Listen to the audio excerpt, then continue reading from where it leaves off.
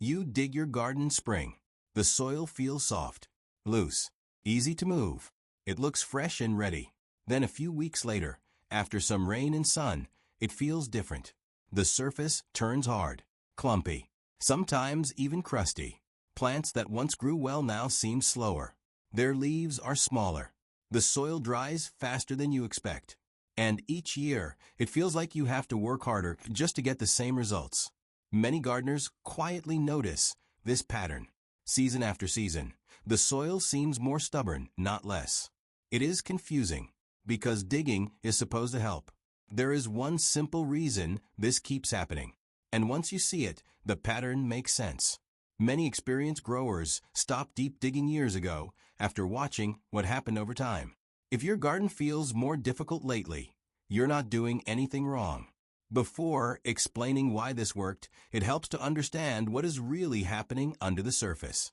When we look at soil, we see dirt, brown earth, maybe a few worms. But soil is layered. The top few inches are different from what sits below. The upper layer is softer and darker. It holds most of the life. Below that is firmer ground. It supports everything above it. When you dig deeply, those layers get mixed together. The soft top layer gets buried. The firmer lower layer gets pulled up. At first, everything looks loose. But underneath, something quiet has been disturbed. Earthworms build small tunnels. Old roots leave behind tiny channels. Helpful bacteria and fungi settle into certain levels of the soil. They form a kind of natural structure, like a sponge made of living threads and air pockets. When we turn the soil over, we break many of those tunnels. We tear apart those threads. Not in a dramatic way. You won't see it happening, but it changes the balance.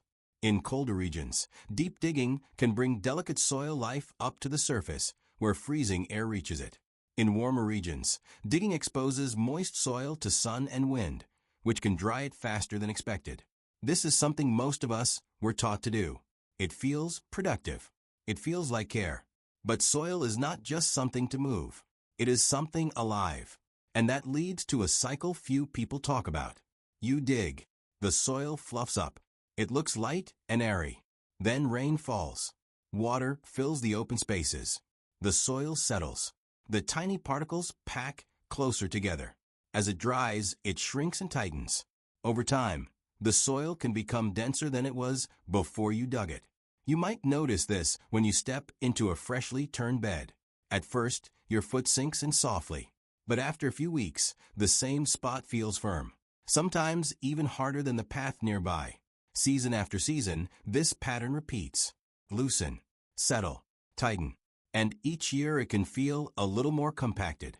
Some market growers began noticing this years ago. They compared beds they left mostly undisturbed with beds they turned deeply each season. The undisturbed beds slowly became easier to plant into. They held moisture longer. They needed less effort. The difference was not immediate. It showed up slowly, over time. And there is another hidden effect of digging that surprises many people. Beneath the soil surface, there are thousands of tiny weed seeds. Some have been there for years. They rest in darkness. Many will not sprout unless they reach light. When you dig, you bring those buried seeds to the surface.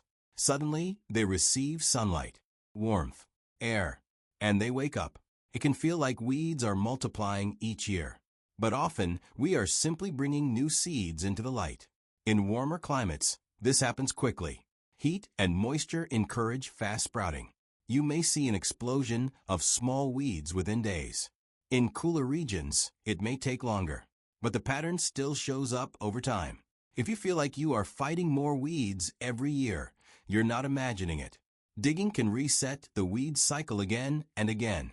So here is the key shift. Soil knows how to build itself. If you walk into a forest, you will not see anyone digging.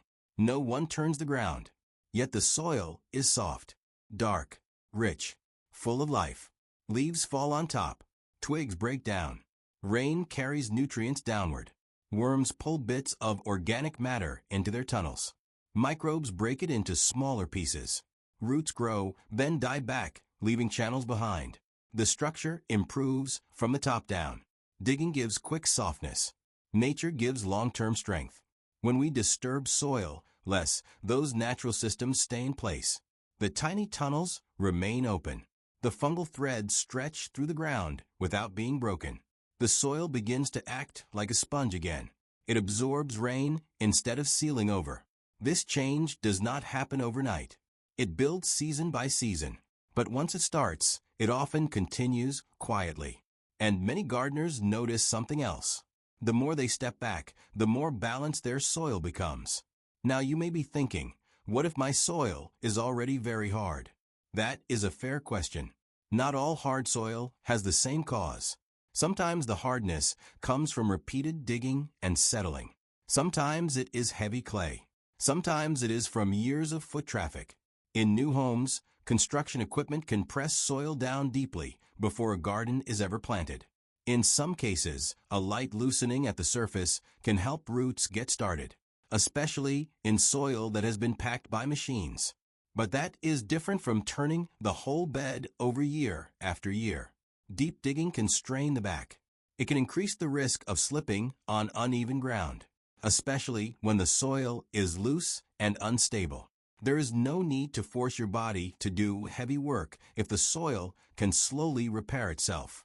You don't need to fix everything at once. One small area is enough to begin observing change. Climate also plays a role in how quickly you see results. In colder regions, the season for soil life is shorter. Microbes slow down when temperatures drop. Organic matter breaks down more slowly. Improvement may take longer. You might notice small changes over 2 or 3 seasons rather than one. In warmer regions, soil life works almost year-round. Organic material disappears quickly. But that also means you may need to protect the soil surface with thicker layers of mulch. Sun and wind can dry exposed soil rapidly. Two neighbors in different climates can try the same approach and see different timelines. That does not mean it is failing. It means soil responds to its environment. If progress feels slow, that's okay. Soil improvement is steady, not sudden. So what can you do instead of digging deeply? The shift is gentle. Instead of turning soil over, you place organic matter on top. Compost, shredded leaves, a thin layer of aged manure if available. Then you let rain and soil life carry it downward naturally. You allow old roots to remain in place after harvest. As they break down, they leave channels behind. These channels help air and water move more freely. When planting, you open only the space you need. A small hole for a seedling, a narrow furrow for seeds. The surrounding soil stays undisturbed. Mulch helps protect the surface. It softens the impact of rain. It reduces crusting. It keeps moisture more stable. There is no need for a big overhaul. No need to redo the entire garden at once. Choose one bed. Observe it for one season. Notice how the surface feels after rain. Notice whether weeds decrease over time. Notice how easily a trowel slips in. The earlier promise was simple. There is a reason soil keeps getting worse when we dig deeply each year. And that reason is not because you are doing too little. It is often because you are doing too much. If you have noticed your soil becoming harder over the years, or weeds increasing, you are not alone. Many gardeners quietly see the same pattern. If you would like, you can share what you have observed in your own garden. Has your soil changed over time? Have you tried disturbing it less? Your experience may help someone else feel less alone in theirs. Soil is alive, even when it looks still. Digging interrupts the small systems that hold it together. Layering supports them. When we allow worms, microbes, and roots to do their quiet work, the soil often becomes more balanced on its own. This is not about neglect. It is about trust. Trusting that living soil responds to care that is gentle rather than forceful. Change happens season by season, not overnight. Some years will still be dry. Some seasons will bring more weeds than expected. Gardening always carries surprises. But over time, less disturbance often means softer soil.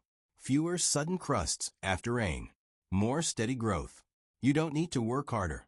You just need to disturb less. Healthy soil builds itself when we stop fighting it.